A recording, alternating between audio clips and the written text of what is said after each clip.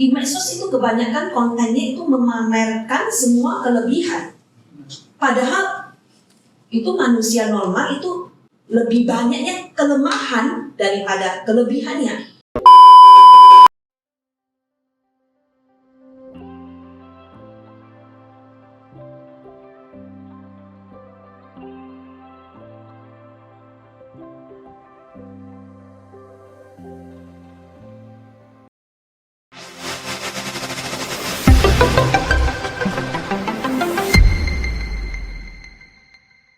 Tulisan kita adalah bahwa kita generasi X adalah generasi yang tidak buru-buru, generasi yang sabar, generasi yang rela menjalani proses panjang itu tadi.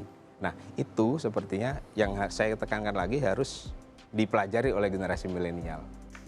An analog clock. Okay, what time is it? I'm gonna guess like three-ish? Oh my God.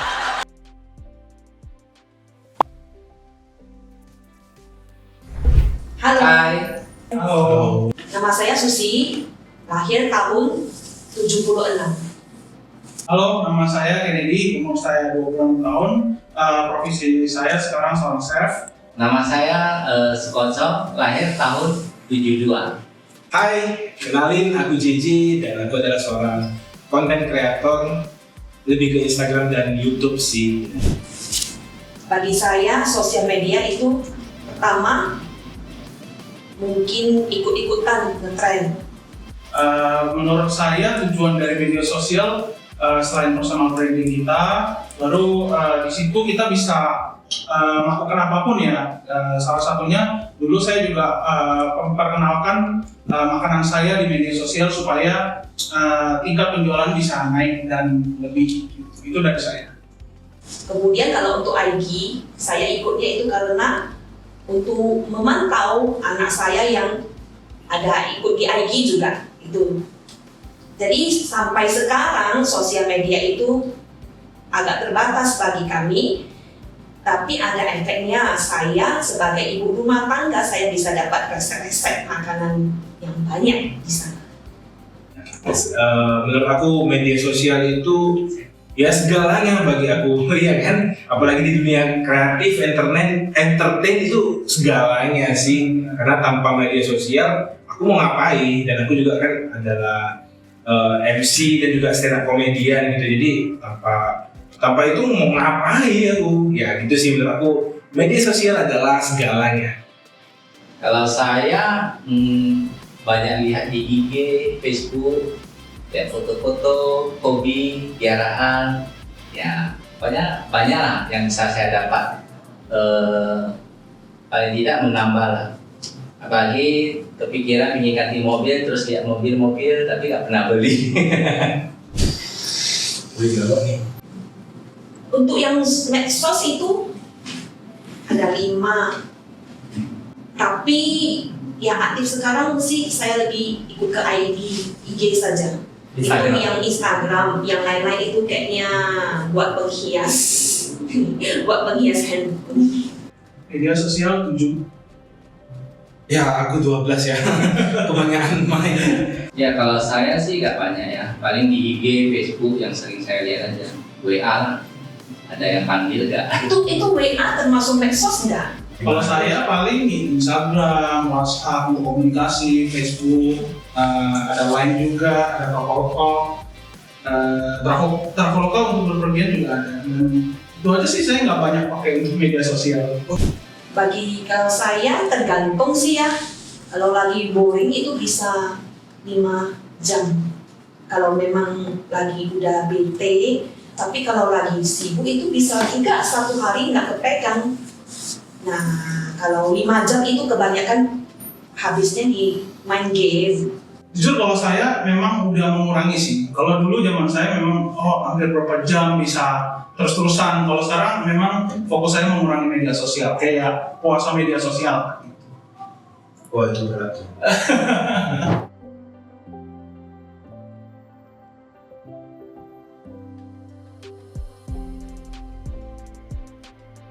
Ya, saya pikir itu memang suatu tekanan buat generasi di bawah kita, karena di medsos itu kebanyakan kontennya itu memamerkan semua kelebihan.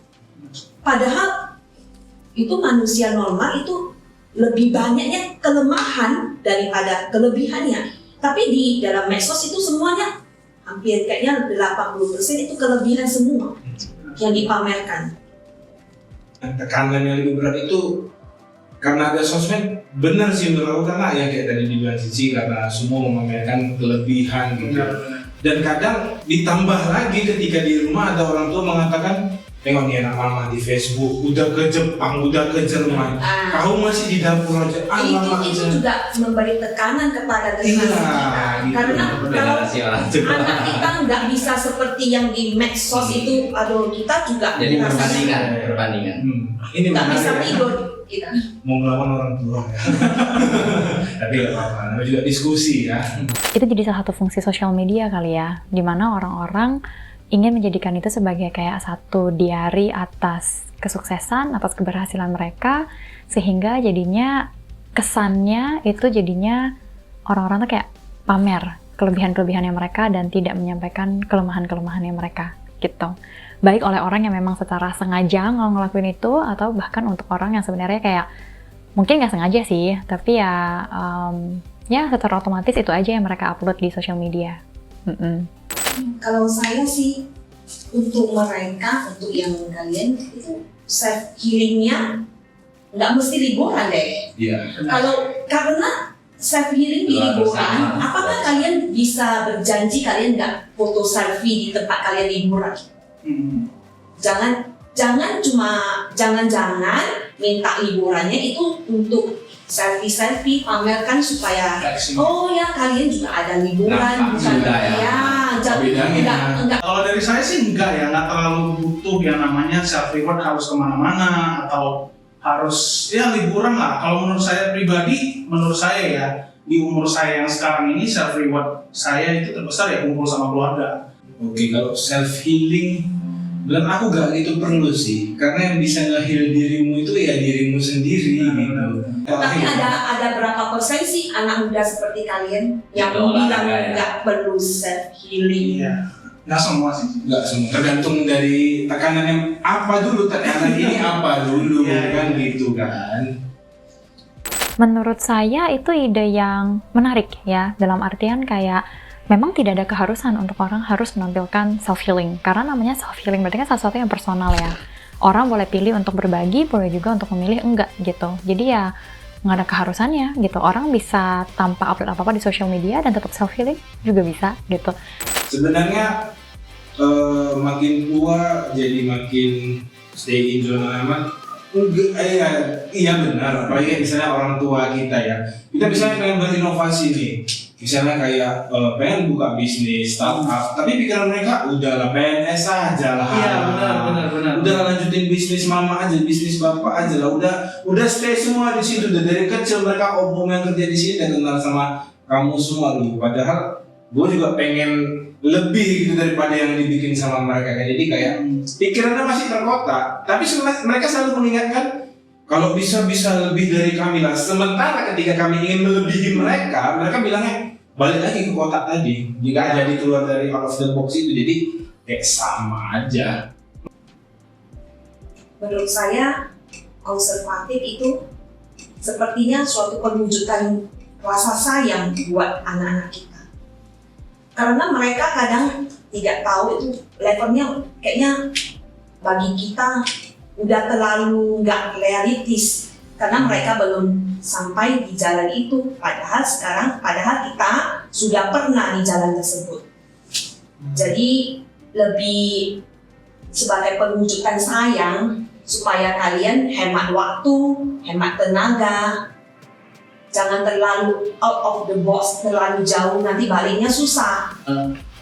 Sekilas kayaknya kita mendikte lah ya, tapi mungkin waktu dulu sama orang tua kita merasa didikte juga.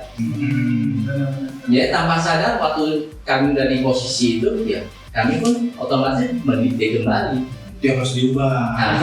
Tanpa sadar. Iya. Kalau soal yang nyaman itu ya kalau namanya pekerjaan, biasanya kalau kita kerja semakin umur semakin di zona nyaman itu untuk menerima tantangan keluar udah mulai takut loh. Ya pagi misalnya udah mulai menanjak usia, kalau mau kerja lagi mau kerja di mana ya? Ya ini memang adalah perbedaan antar generasi yang sangat umum bisa terjadi. Ya, jadi tentu aja tiap generasi kan tantangannya berbeda-beda sehingga bisa ada persepsi ataupun bisa ada pembelajaran yang berbeda dan ada gaya yang juga berbeda kayak gitu secara mayoritas ya kalau kita bilangnya. Dan kalau untuk generasi yang sekarang dengan perkembangan teknologi, dengan banyaknya inovasi, dengan banyaknya mungkin bisa dibilang hal-hal yang baru begitu ya. Sementara kalau generasi X itu mereka ngelihatnya yang lebih stabil itu, yang lebih jalan, yang lebih pasti itu yang lebih jalan begitu. Jadi ini memang bisa jadi karena ada perbedaan pendapat terkait dengan generasi. Kebetulan dari kecil itu ya gimana diajarin semuanya itu serba realistis dan berurut gitu. Jadi gak ada cerita dari kecil itu cerita kayak instan apa segala macam lah gitu kan. Jadi kayak semua kegiatan itu harus dianalisis, apapun itu harus ada analisanya. Jadi kayak misalnya ada misanalysis gitu kayak, wah ini kayaknya nggak betul nih, kayaknya nggak bener nih. Apalagi di zaman yang serba canggih ini, informasi suka-suka hati orang itu aja ngasih tahu. Hoaxnya itu terlalu banyak. Tidak setuju itu jangankan di medsos ya sebelum kalian dewasa gitu. Kalau di dunia wanita itu udah banyak kali kebohongan di dunia kecantikan. Sebelum booming medsos itu sudah ada oplas. Nah, yang dulunya itu diam-diam kalau oplas, malah sekarang oplasnya digembol-gembol. Saya sudah keluar berapa M untuk oplas. Dan kalau yang tidak ada biaya untuk oplas, itu udah ada aplikasi oplasnya di handphone kita semua. Jadi bahkan sebelum itu medsos berkembang sudah ada tidak yang beneran itu sudah ditutup-tutupik itu. Udah punya pacar? Belum. Nah, hati-hati. Kayak dulu ya, terus jangan lihat dari handphone aja. Ya. Kalau apalagi dengan teknologi yang canggih kan, itu bagi saya nggak percaya lagi. Iya, mas. Aneh sih menurut aku kalau ada yang bilang kaya itu instan. Itu sih. Memang ada yang cepat sih. Karena keberuntungan faktornya apa dulu gitu.